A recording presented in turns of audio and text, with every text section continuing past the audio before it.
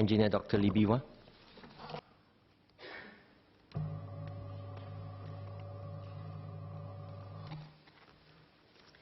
Mr. Deputy Speaker, sir, I thank Minister Heng Swee Keat for engineering a budget which has to take in so many evolving situations. There are so many factors he has to address to keep our economy vibrant and society inclusive. Out of these factors, one of the trickiest is the transformation of our economy. For the past few years and past few budgets, we have been tackling it, but there are still many challenges ahead. This year, the companies, especially SMEs, are really feeling the pinch. I will reflect some of their opinions and suggestions. First, the loudest feedback is on diesel tax. Many said, why there's no lead time, no grace period, no warning? The increase is with immediate effect. As a result, many service providers have lost money overnight. They have contracts signed with the old price, and they are not allowed to claim for material price fluctuation. They are obviously very upset. Some of them even ask me, is it because government needs money badly? This tax increase might have a domino effect on other prices. For example, I understand ComfortDelGro increased its diesel price from $1.04 to $1.15 immediately after the announcement.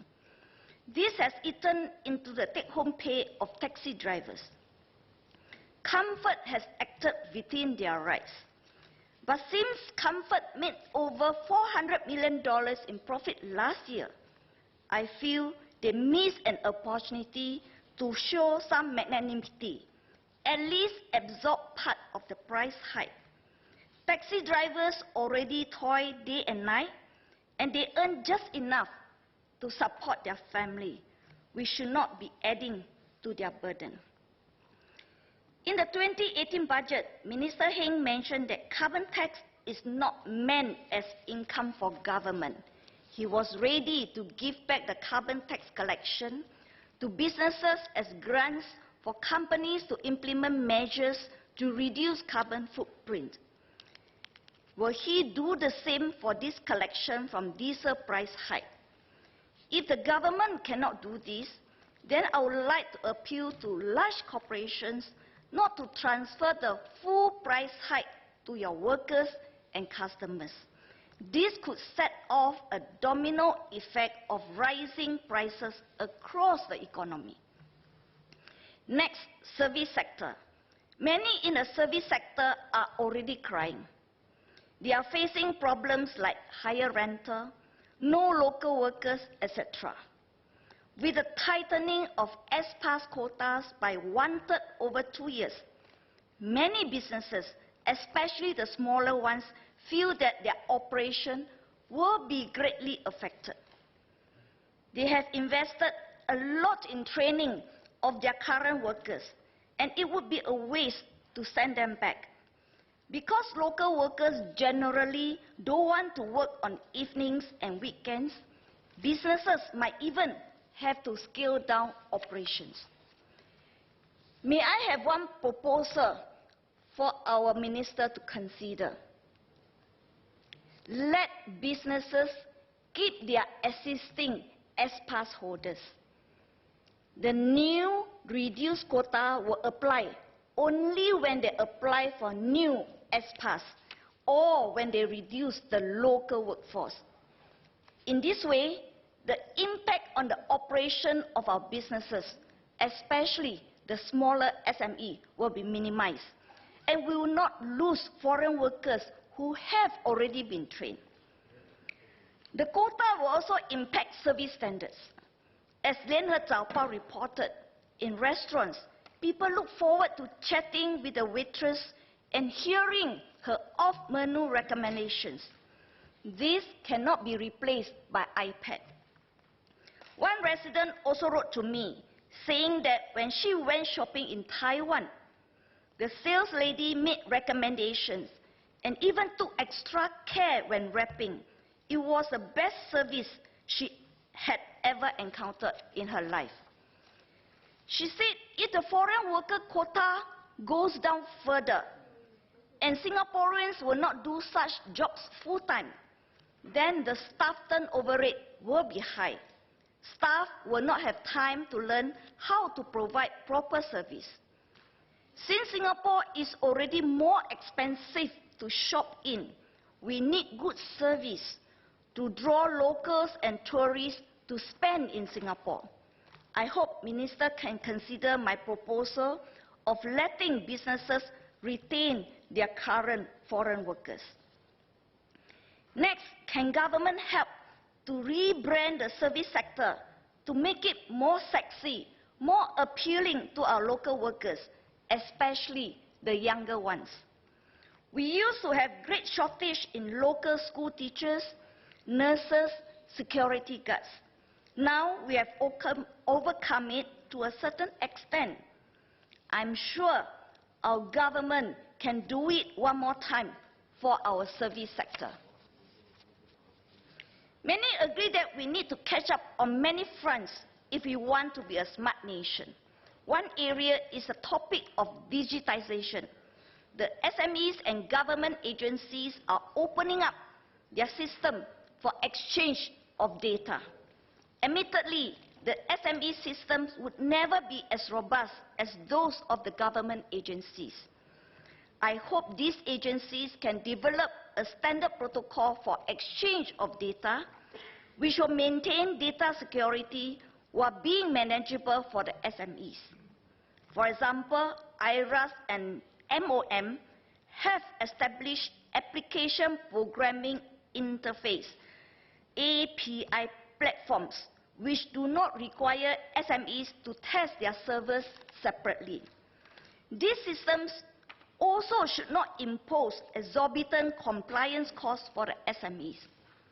For example, the EMA exchanges consumption and household data with open electricity market providers.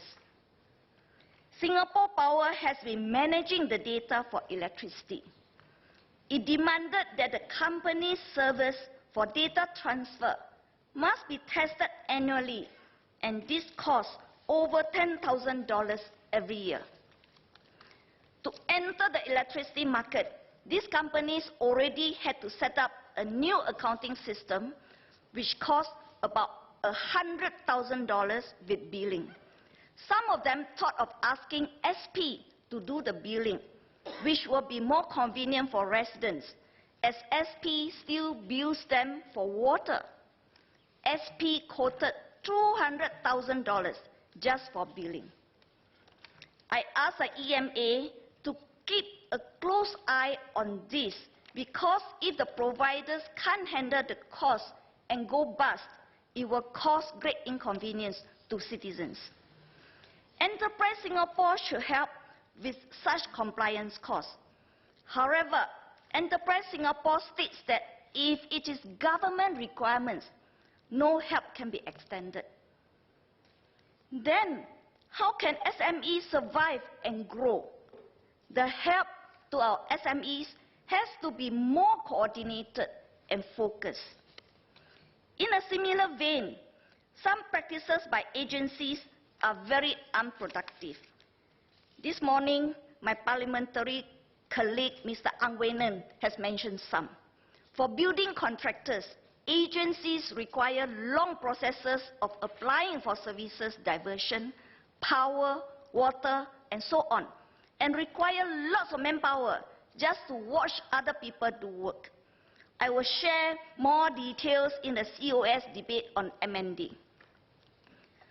On the re-employment of senior workers, I have received feedback that some workers were forced to leave the company upon reaching retirement age, even if they are still productive. So, will government consider tighter legislation for re-employment? Allow me to share one example. I have a 62-year-old resident. after working for 24 years in an international airline company, was asked if he would like to have re-employment up to age 67. As he's still healthy, obviously he said yes. He then was asked whether he's willing to take up extra job scope from his younger colleagues. Again, he said yes. Later on, the company told him he has to suffer or to take 40% pay cut, 40. The company cited tripartite agreement for re-employment of older workers, where they can adjust the salary to the midpoint of the range of the salary. Of course, I understand that re-employment might not be at the same salary, but to suffer 40% pay cut with additional job scope, that is too much. That is exploitation. I hope government can relook this issue. This is not the first time I heard from my residents on such unfair treatment from their employers. I move on to measures that directly impact families. The Merdeka package is very welcome, especially the help on medical expenses. I hope Merdeka generation Singaporeans will take advantage of the $4,000 incentive to join CareShield Life. It will give them and their family some peace of mind that they will be taken care of if they unfortunately become severely disabled. Just like when MediShield Life was launched, we should conduct CareShield Life consultations at all CCs too. This will help middle-aged and senior Singaporeans figure out how much they have to pay for CareShield Life and encourage them to sign up. I was also struck by the CPF top-ups for Singaporeans aged between 50 and 64 who do not have sufficient CPF savings. Many of those who would benefit would be women who have been housewives for most of their lives.